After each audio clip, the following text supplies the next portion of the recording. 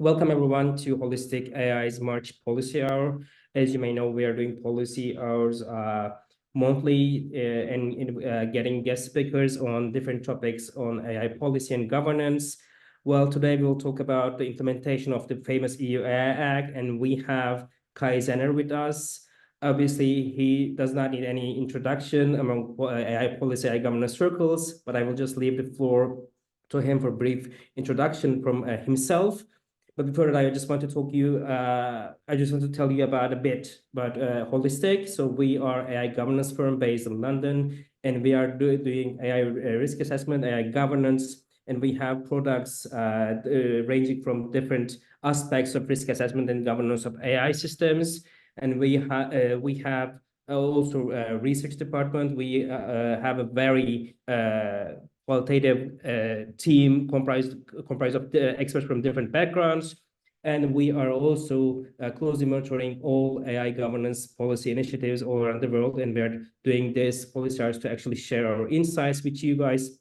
And it's a pleasure to have you here with us today.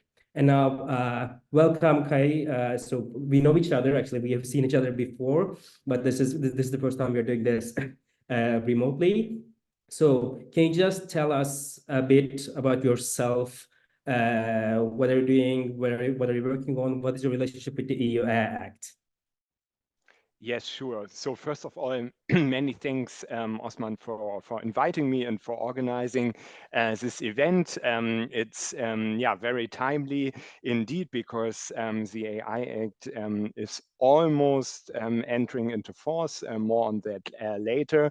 I am now in Brussels for a little bit more than 10 years, and from those 10 years, I work, I think, around 7 years on AI policy, and was now also involved in the AI Act negotiations over almost the past 3 years. And as I just said, also in this whole prep work before the AI Act, the AIDA Special Committee of AI from the Parliament, several own initiative reports from the Parliament, and so on and so on. Well, thank you for that. And he doesn't mention this, but thanks to him, actually, we had access to some of the texts of the EU Act during the trilogues, during the preparation stage. It was not that transparent, and thanks to him, we had access. Okay, so if that is okay with you, I want to start actually more substantial questions, but I will ask you an introductory one first. So we hear about a lot about EU Act, but I just want to know your personal take on it. So as a person who was involved with the preparation evaluation part of it, what is it to you? What is the EU Act? What does it bring, and what are the most important impacts of it? Can you just give Yes. a little brief? Yes, of course.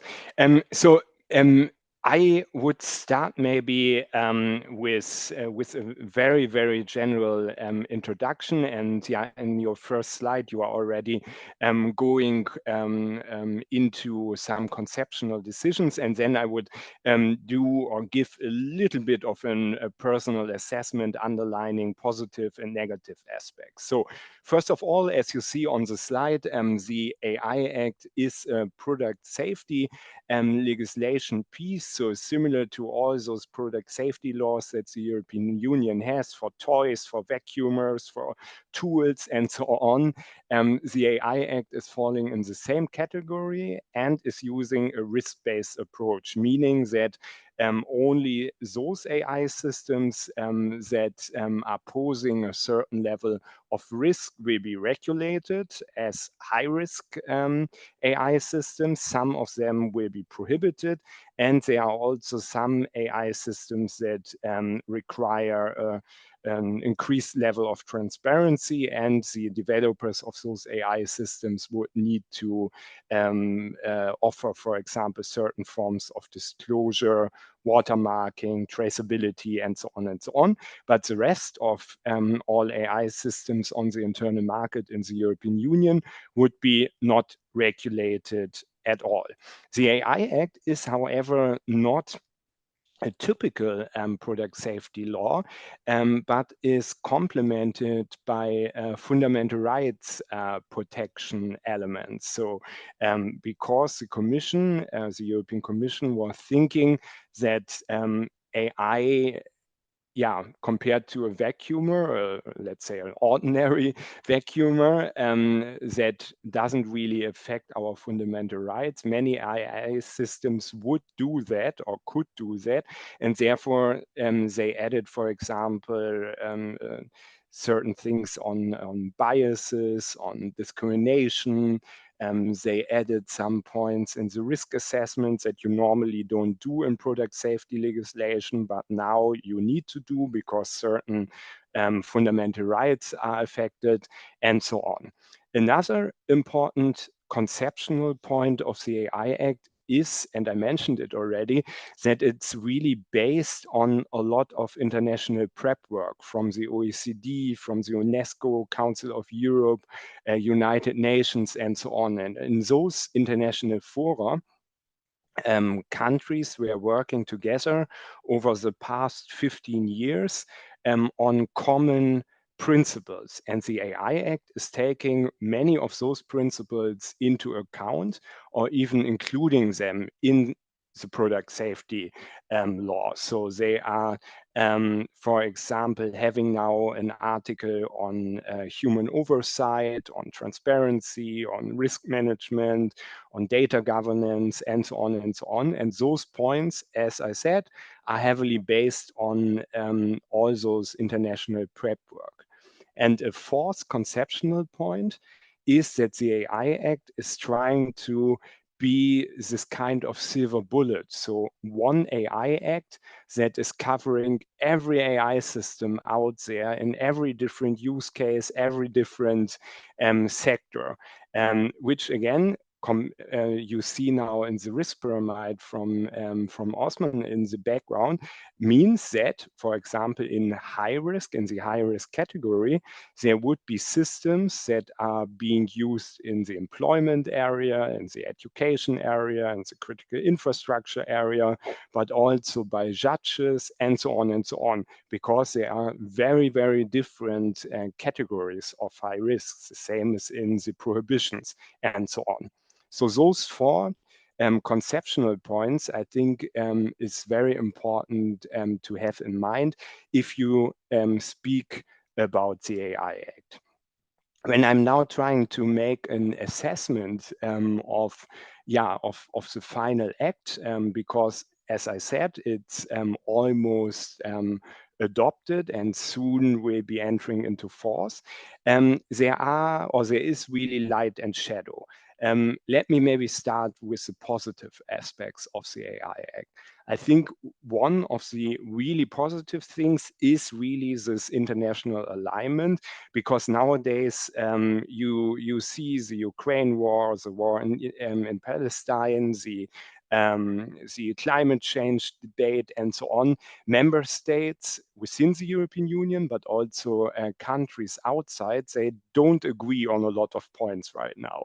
AI is one of the few areas where, again, there is a lot of prep work and there is a kind of international alignment. The Chinese automated decision-making law is actually based on very similar ideas than the AI Act, than the executive order in the United States.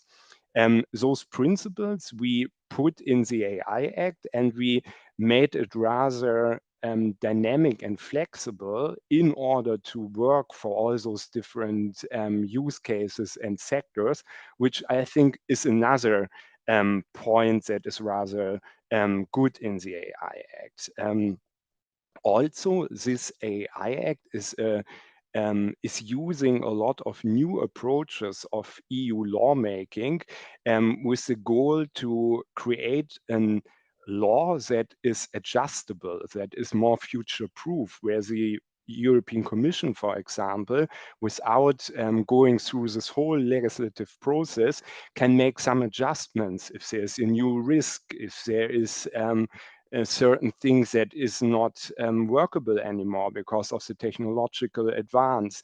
The Commission in the future can make those changes in maybe 6 months if they are doing it really fast. And the final positive point is that the AI Act is also one of the few European digital laws where stakeholders are really involved in the future. There are several expert groups, scientific panel. There are other forms where stakeholders can contribute. And by allowing stakeholders to interfere or to jump in, I think it's another safeguard in order to allow a future-proof law, because often policymakers don't really know what is happening in the technical field, but now stakeholders can warn us, can inform us if there are certain changes that we should take into consideration. Now, a little bit to the negative points. Unfortunately, the AI Act was in the end really rushed through because many people wanted to use the AI Act as a kind of European success story in the upcoming European election. And this meant that a lot of legal drafting is rather vague, is sometimes contradictory, is not really making sense, not really evidence-based. I think this will create in the future huge legal uncertainty because AI developers and deployers maybe do not really know what an obligation means, how to fulfill something, and so on. The horizontal approach of the AI Act will also lead to a lot of governmental and legal overlaps and contradictions with other laws, but also competence battles between enforcement bodies, for example, in the finance sector, that were all the time responsible for AI and finance, but now the AI Act is creating its own governance system that also wants to enforce in AI and finance. Those points will also lead to legal uncertainty. And another point is, I spoke about vacuumers and toys and so on and so on. Those things work in product safety legislation. But something that is evolving, like AI, that can change, that can be learning by human input, new capabilities, and so on and so on. This is something that product safety legislation never did in the past. And we think that conceptually, the AI Act is not really capable to take into account that AI is not staying like it is. And this means that maybe if it's really playing out like we are fearing, developers and deployers of AI system could be confronted with constant requests of performing new risk assessments, new conformity assessments, adjustments in their transparency obligations, and so on. And all of those points that I was now making would lead to a situation that the compliance costs, so becoming compliant with the AI Act, would skyrocket so high that in the end, especially smaller companies and startups will be completely overwhelmed, and maybe even it will be made completely impossible for them to place on the market or put into service within the European Union an AI system that is legally sound, and that they can commercialize without much risk. And the bottom line, if this negative scenario would really play out, would become real, it would very likely lead to a situation that especially smaller European market players would not invest in AI, would not do AI. And this was basically one of the biggest objectives of the AI Act. And then the European Union would very likely become a rather customer of non-European AI companies, and we basically just use it because the development, as I underlined, is becoming too risky.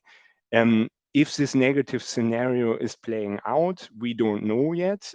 We don't have a good feeling right now, but there are, and we will talk later about it, there are a few points what we now can do in order to prevent it. But yeah, again, as a kind of conclusion, the AI Act is unfortunately, I don't think, that success story, and it had a lot of potential that was not used because of typical political, let's say, problems that we are facing, not only in the European Union, but worldwide, especially this time pressure that we were under. Maybe I stop here.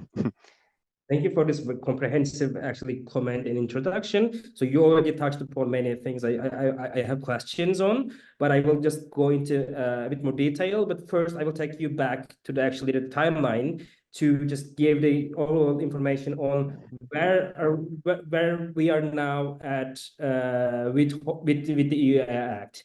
So we know that there was going to be the final parliamentary vote, but now we will have core agenda, we will have another vote, it will be followed by council.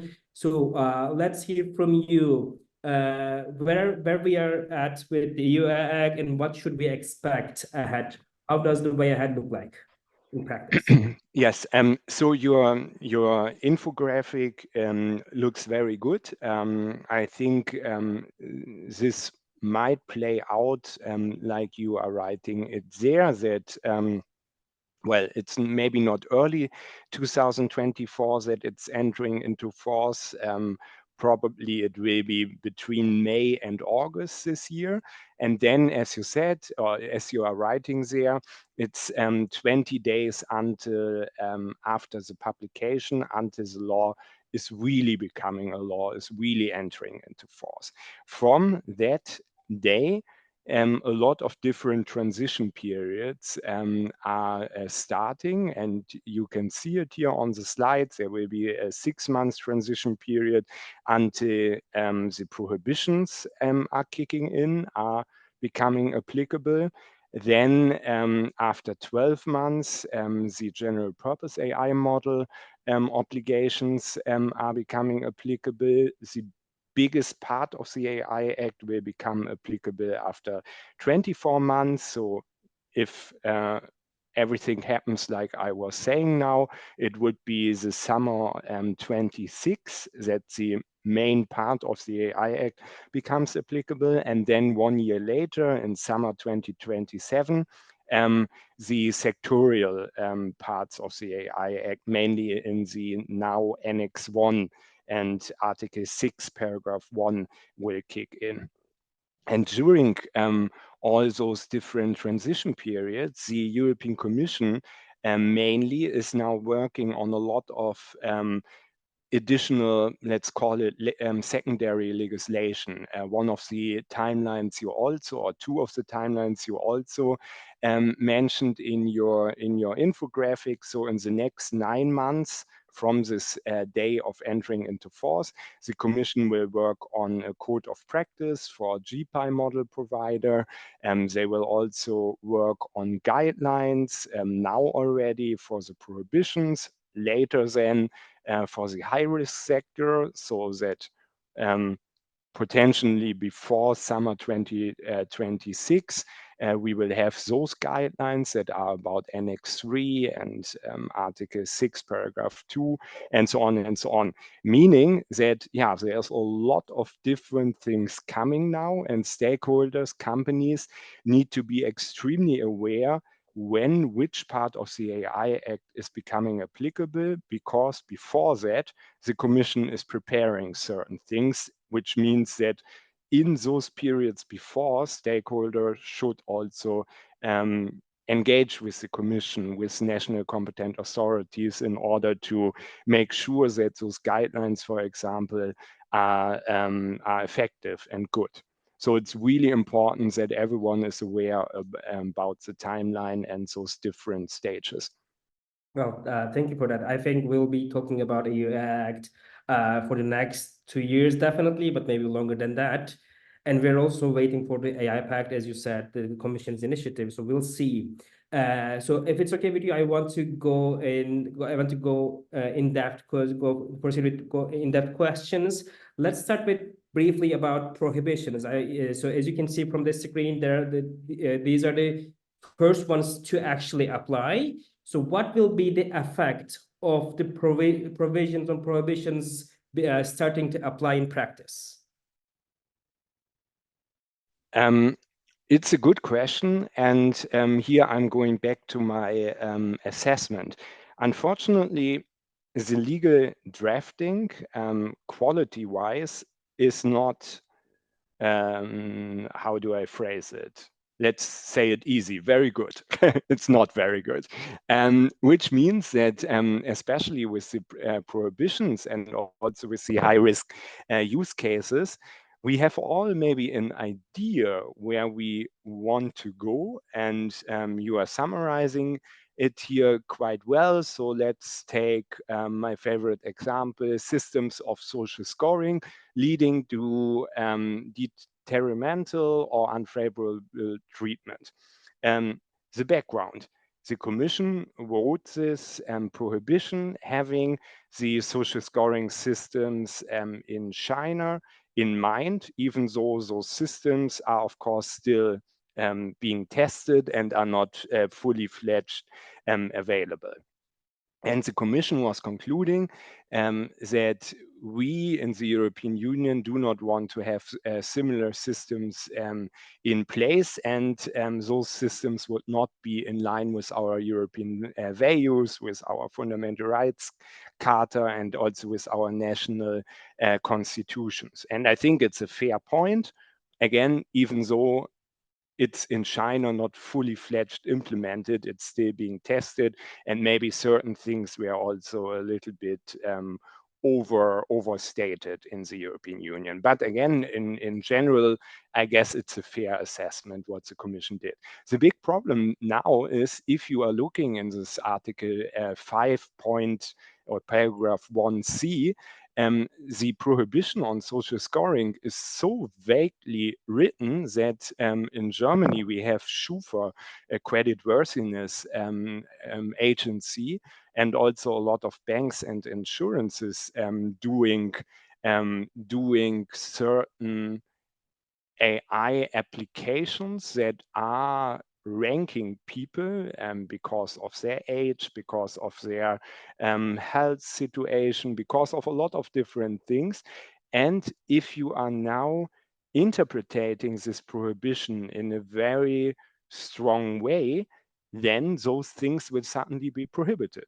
So in the next 6 months, I think the Commission will get a lot of use cases, commercially allowed use cases from companies that are saying, look, are you sure that our use case is not falling under the prohibition in Article 5? And if you, Commission, are also unsure, please write it in your guidelines that you are publishing shortly before the end of the year, in order to clarify that, for example, me as an insurer is not affected by the social scoring prohibition.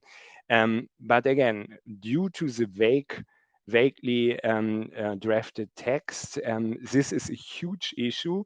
And right now, I would say everything related to Article 5 is creating huge legal uncertainty. So everyone that you are talking to will be unsure about it. Those that are claiming that they know what is falling under Article 5 or not, they are lying. So law firms or consultancies that are trying to sell you a product or offering you legal certainty cannot do it, because no one here in Brussels right now is sure about Article 5. It's all depending on those guidelines that are being published over the next months, because only them will further clarify this point. Well, thank you for that, and I totally agree as a lawyer. And I will actually connect that to my next question then. So there are different, so prohibited systems are like this, but there are also high-risk systems and which are like the celebrities of EU Act. And there are different requirements connected to high-risk AI systems. And if you look at that, these are also sort of complicated, vaguely drafted. So I want to ask you, taking on based on what you just said, what will those requirements will look like in practice? Because we have a very complicated, so yeah, as you can see in the slides, we have a very complicated branch flow of obligations, requirements. So there are some design requirements, there are some entity-based obligations. So how do you think these obligations and requirements will actually be applied in practice? Yeah, maybe I will make it even more complicated by first a statement. One of our politically, our victories was in Article 8, and I mentioned it also in the positive points, that in Article 8, which is the umbrella article standing before the article on risk assessment, on data governance, on technical documentation, what you can see here on the slide under data requirements in the middle. All of those things were in the original Commission proposal absolute. So they needed to be understood from a developer of an AI system in a literal way, meaning that if there is an article about a stop button, every AI system would have need a stop button or at least something similar. Even those high-risk AI systems that do not need a stop button or that actually would become more risky if there's a possibility for a human to interfere to stop the system. For example, in the health sector, this is happening, or there are certain systems that should have a bias data set. Again, going in the health sector, if you are developing a drug for pregnant women, then my health data is completely irrelevant. The old data governance Article 10 combined with Article 8 would have meant that those AI system developers, if they would be affected by such a case, would need to fulfill the point it would need to work with unbiased data sets. This we changed in Article 8 because there we wrote that all those high-risk articles need to take into account the concrete use case, the context of use, the sectorial technical standards, and so on and so on. This is good because it gives developers more flexibility to fulfill the high-risk obligations. But a negative point is it's also creating a little bit of legal uncertainty, because before you had very, very clear, let's say, obligations to fulfill. And due to the flexibility, now you are not so sure, how do I perform now data governance mechanisms?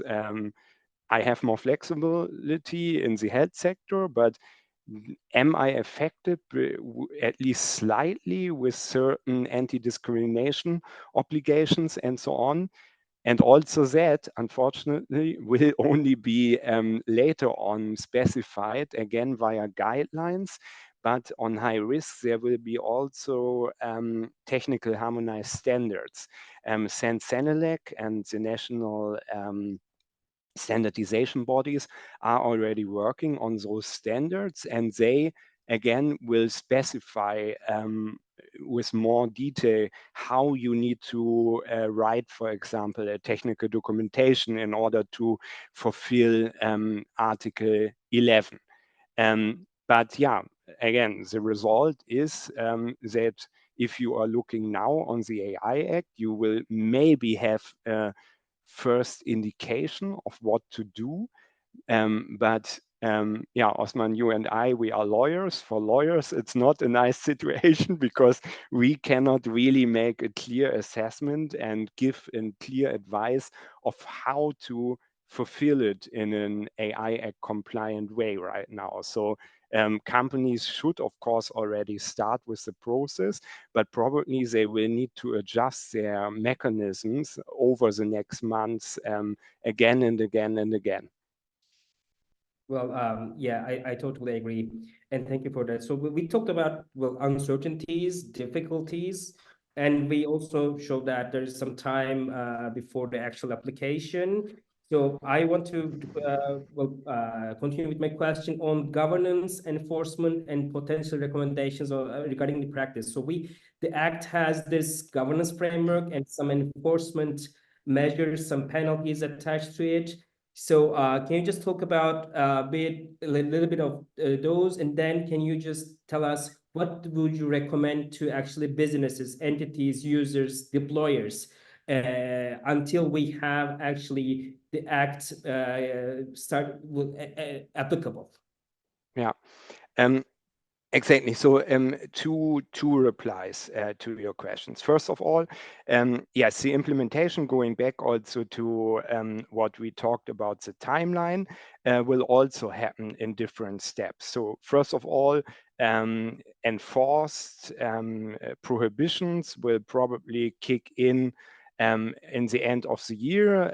Before that, shortly before that, maybe there are, or hopefully there are, guidelines, and then basically the focus of the Commission will really go to the general purpose AI model code of practices. And after that, the Commission will maybe designate here and there a few GPI models with a systemic risk, will perform here and there some enforcement activities, but then they will probably need all their manpower to develop the remaining standards, the remaining guidelines, will maybe need to do already certain implementing acts and delegated acts, and as you see on this slide, also need to build up the remaining governance system.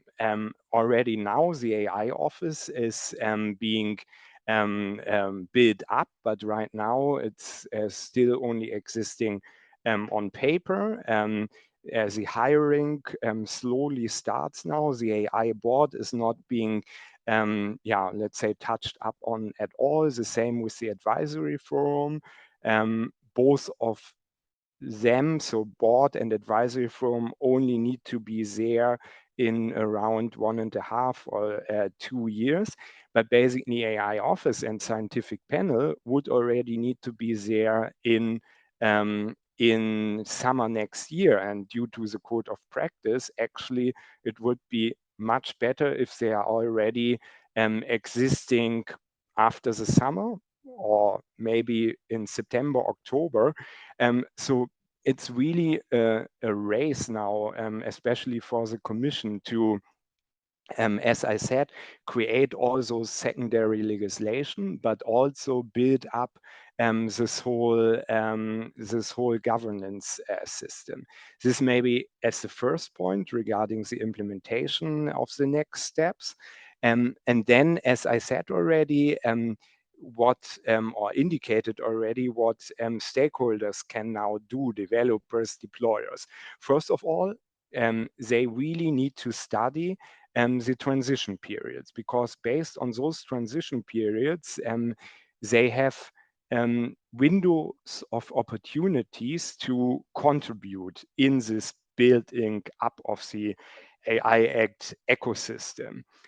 For example, now the Commission really looks for use cases and practical input on prohibitions. If you are a bank or insurance, send them use cases that you are afraid of, that they could fall under the social scoring prohibitions.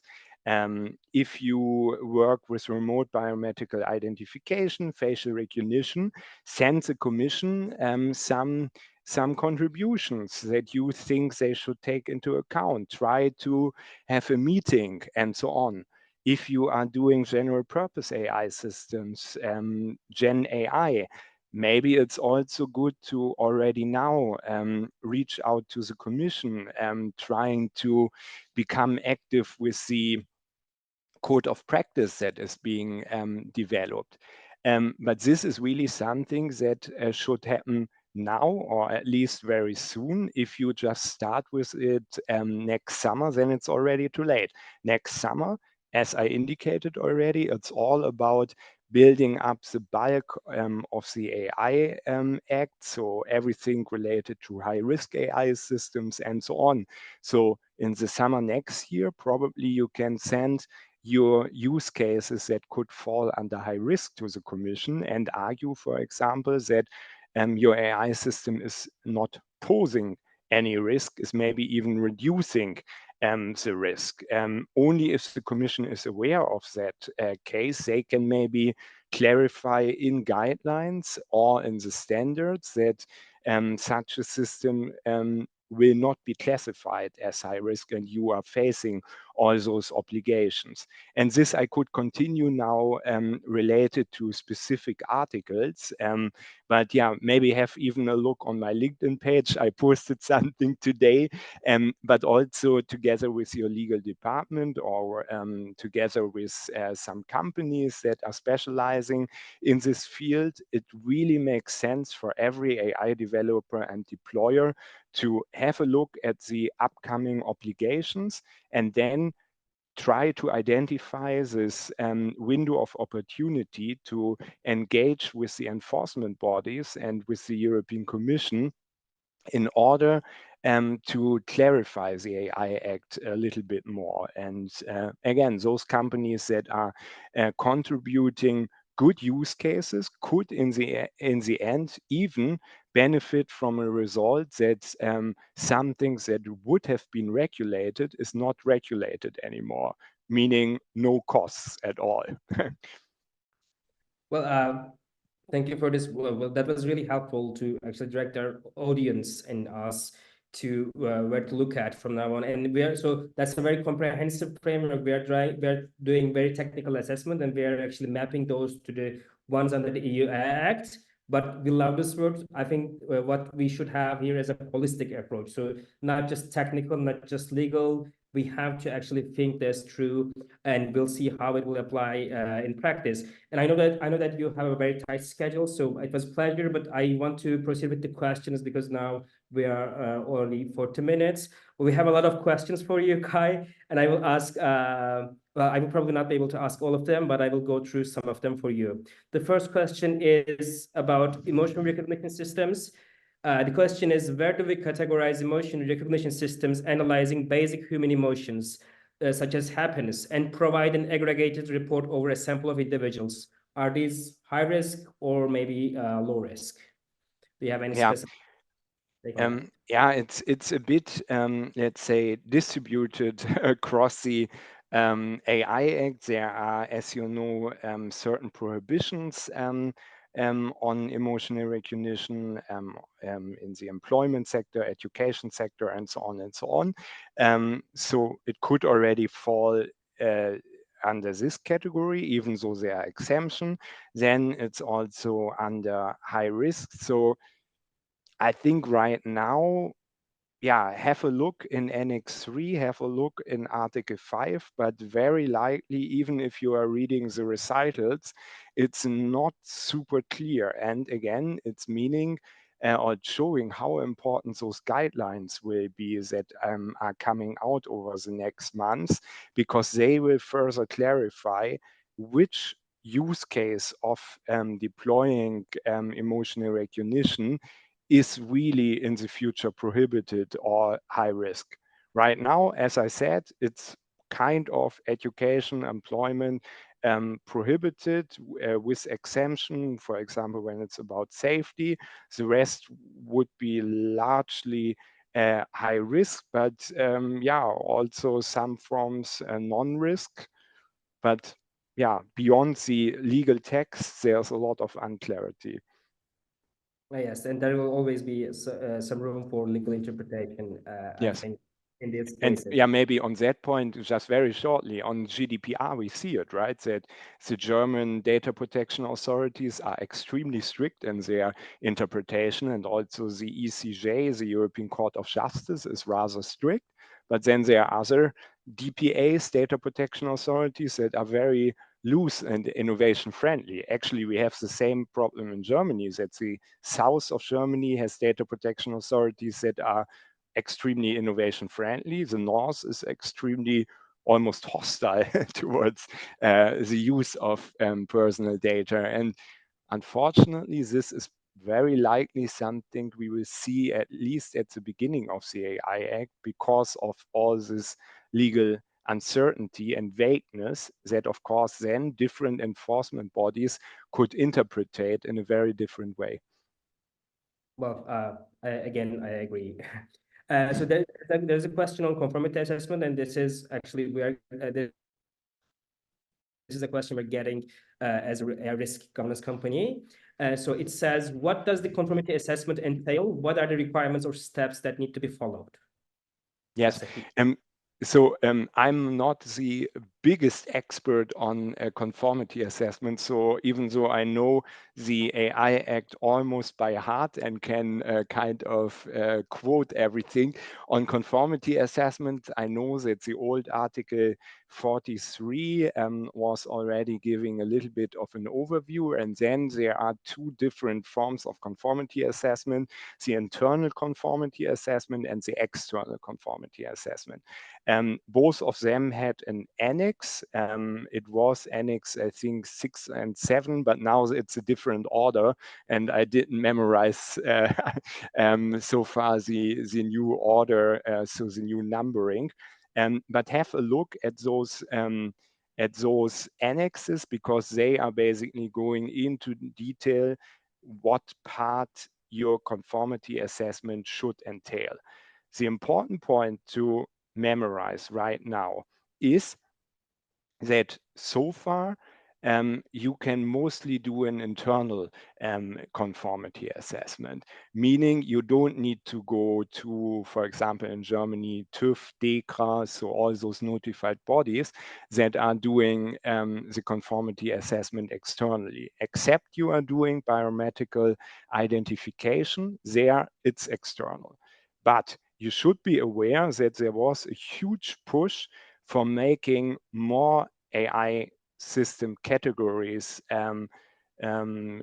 mandatory, or requiring those areas to perform mandatory conformity assessments. So it could happen that in 2-3 years there is maybe a change of the AI Act.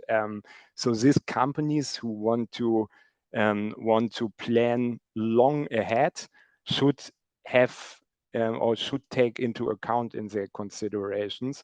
But again, right now it's only for the field of biometrics, where you are really in the need to go to official notified bodies. Well, thank you again.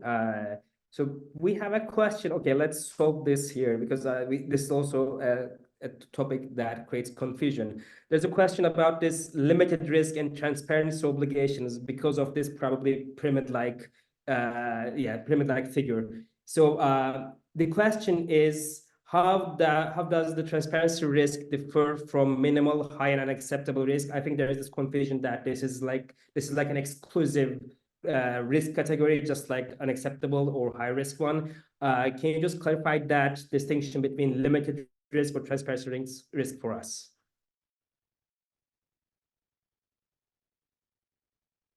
Sorry, I was muted. It's indeed a little bit unclear.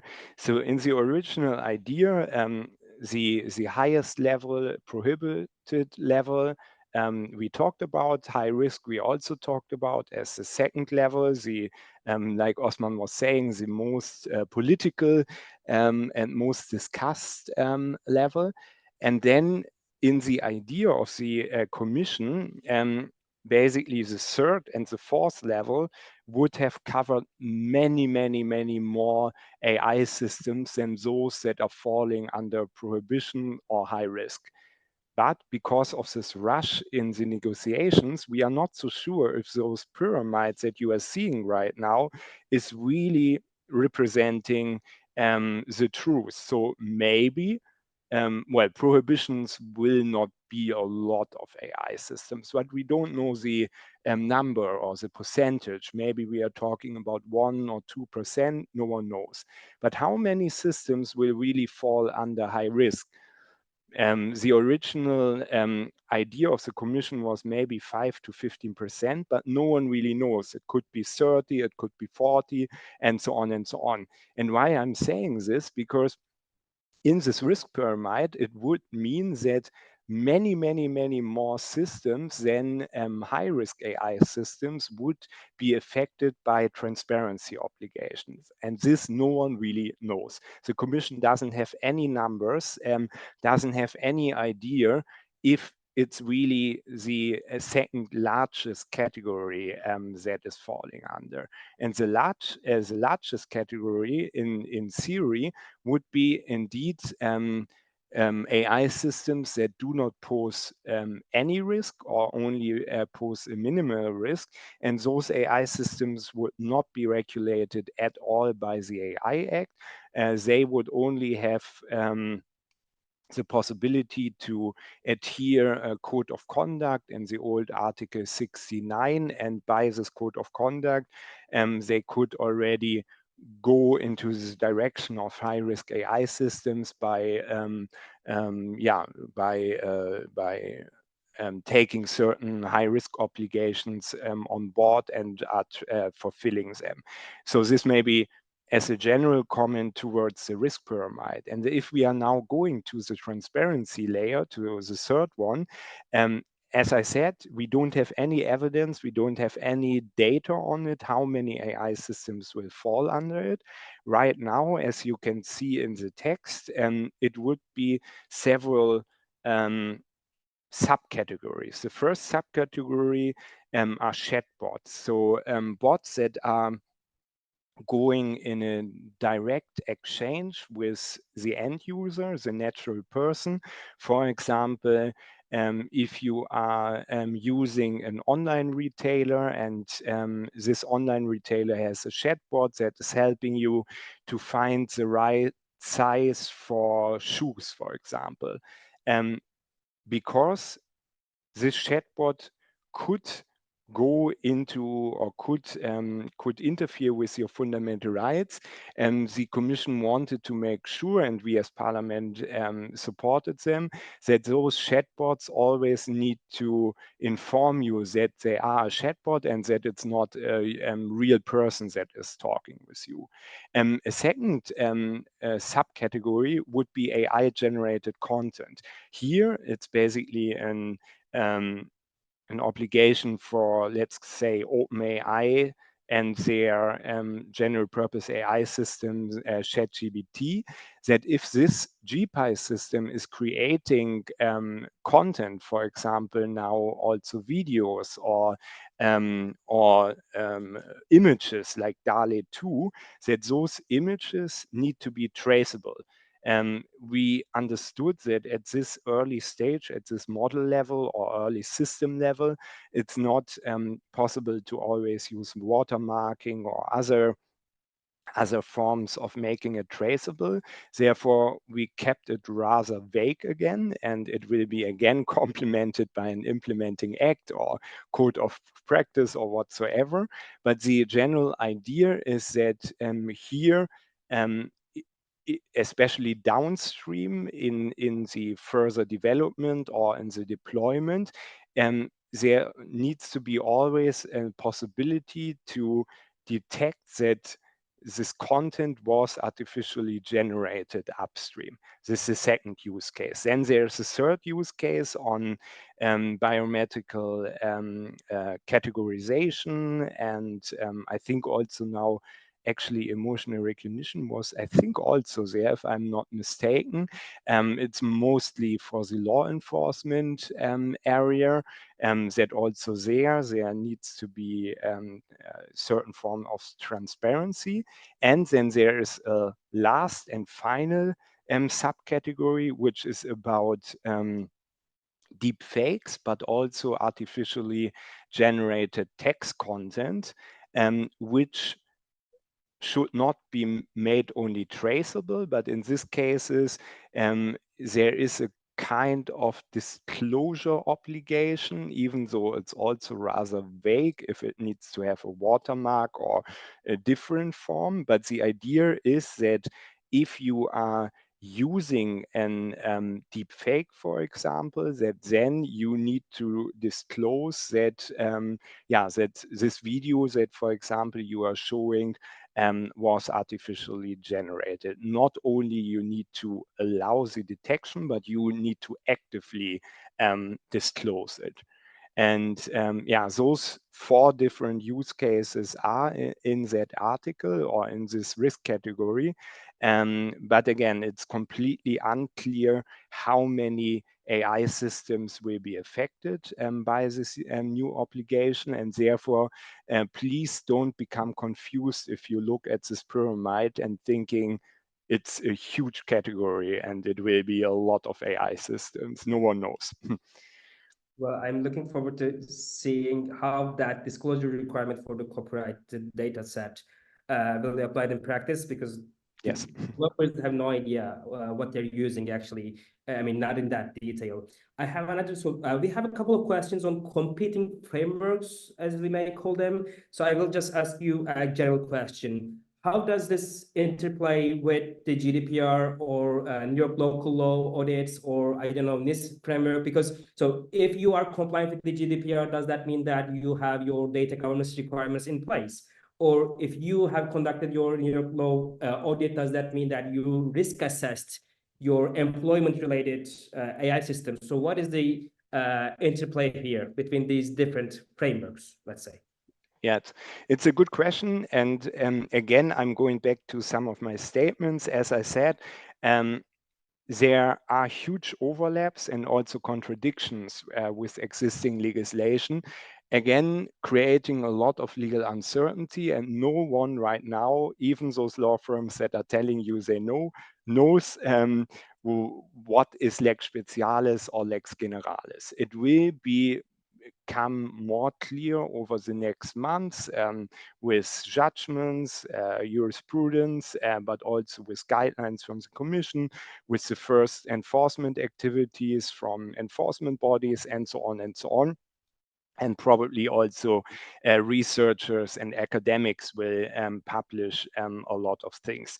But right now, it's a rather chaotic system because the AI Act is not really saying a lot about ranking between laws.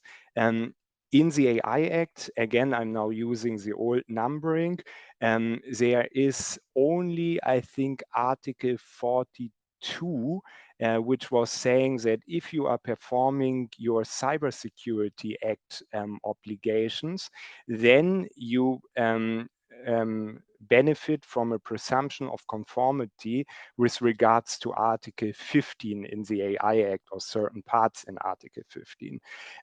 This was basically the only legal instrument within this regard in the AI Act. And then there are a few other references that, for example, if you are doing already a data protection impact assessment in the GDPR, then you can use this data protection impact assessment for your fundamental rights impact assessment 29A in the AI Act. The same reference or similar reference you can also find in the risk assessment, Article 9, and in the technical documentation, Article 11, where we try to at least and also in the quality management systems, Article 17, where we were always saying, if you do it already, don't do it now again in parallel, put it together and maybe add certain elements that are now coming with the AI Act on top. But sorry, also on that point, I think in the next weeks and months, there will be a lot of legal uncertainty around this point, and we together as community need to further clarify it. Just one short sentence on the question of international alignment and NIST and OECD and so on. There, I think what will help a lot is that, as I said, we are all having the same general principles in mind, and the US friends or the US government, our allies there, they are having very, very similar approaches now in NIST when they are thinking about a risk assessment.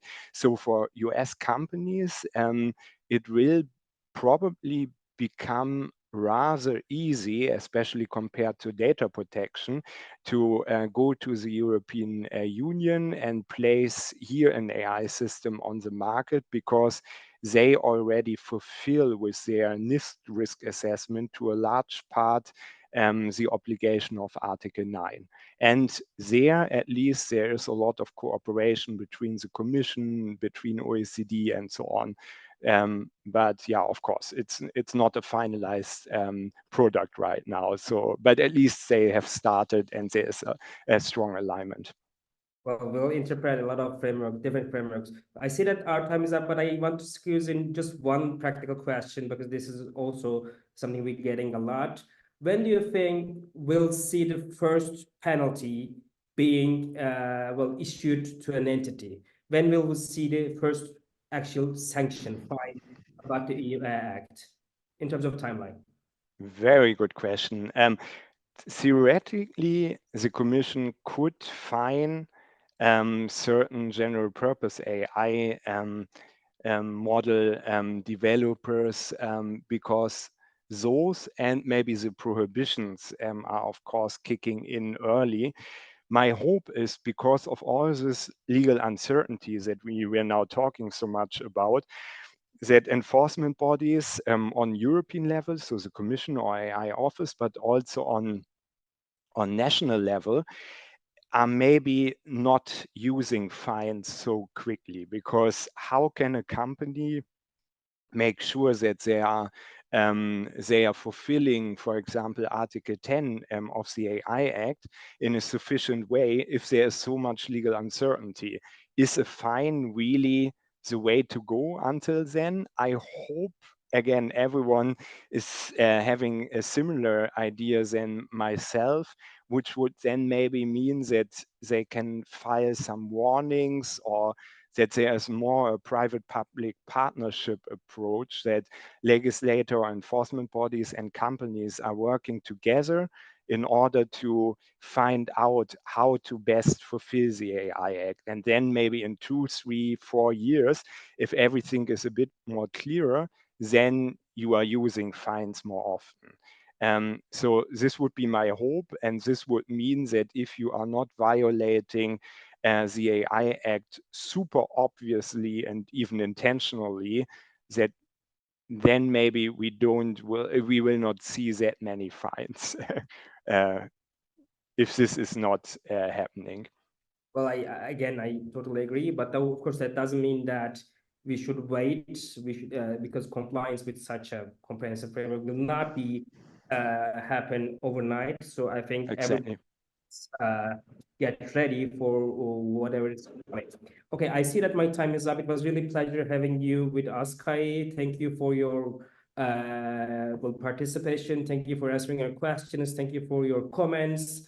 I'm hoping to see you in person as soon as possible again. And thank you all attendees for listening to us, listening our event. You can just follow us, follow Kai's LinkedIn. We are just sharing, basically, we are trying to share everything about AI policy. Do you have any closing remarks? A short one, Kai. Yes.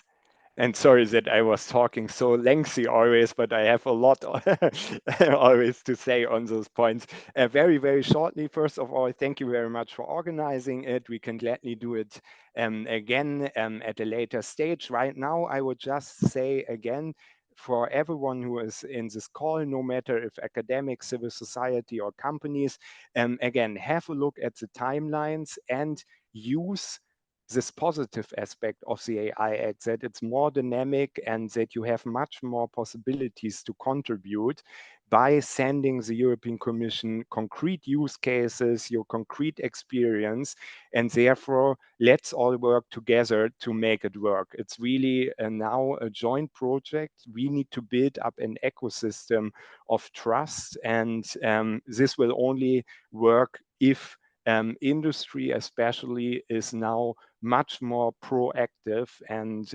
willing to cooperate than maybe it was the case in the past. Thank you. So you'll probably see us in all of those, but that's an open call for all stakeholders.